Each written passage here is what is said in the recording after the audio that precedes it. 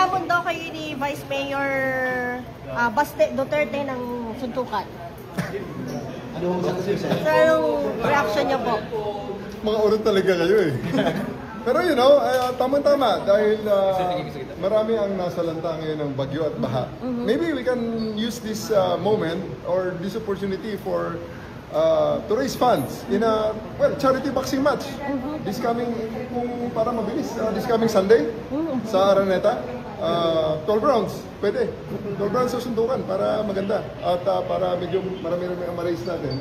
Siguro you can find sponsors. Per round, may mag-sponsor.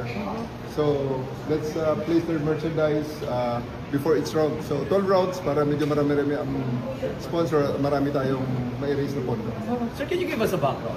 Naghamon ba siya? Paano ba yung nangyari? Well, I was informed at nakita ko rin sa social media na naghamon siya na suntukan. And, well, sa atin naman, whether it's serious or not, sa atin, let's just put this on a better use. Kung yan ang gusto niya, madaling pagbigyan yan, boxing na lang para madaling set up. At gawin natin this coming Sunday, 9 o'clock. I'll be there in Araneta. I'll ask Araneta to set up a boxing ring. Hopefully, they will oblige. Kung wala naman, di maghanap tayo ng kung saan gym ang gusto niya. So nakikita ko yung mga comments sa social media. Bakit kailangan mong patulan si Baste?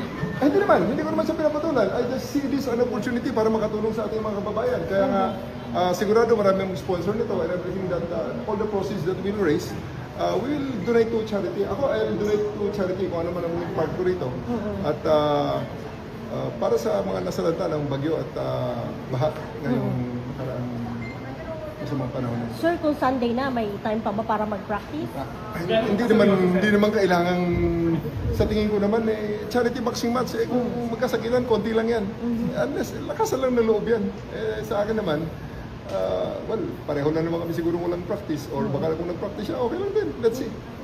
Chip, kailangan mo mag-practice? Bukas, I'll just hit the gym a short while. Mga siguro 9 o'clock.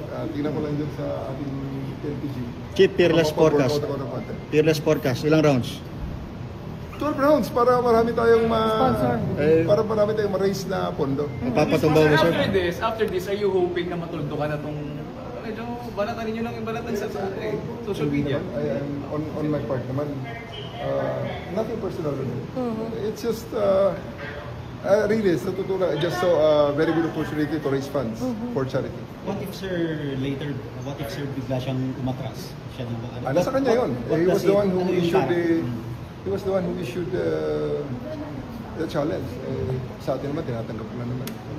Sir, yung mga nagko-comment doon sa social media, pwedeng manood na lang sila para makatulong din sila sa pag-raise ng fund, no?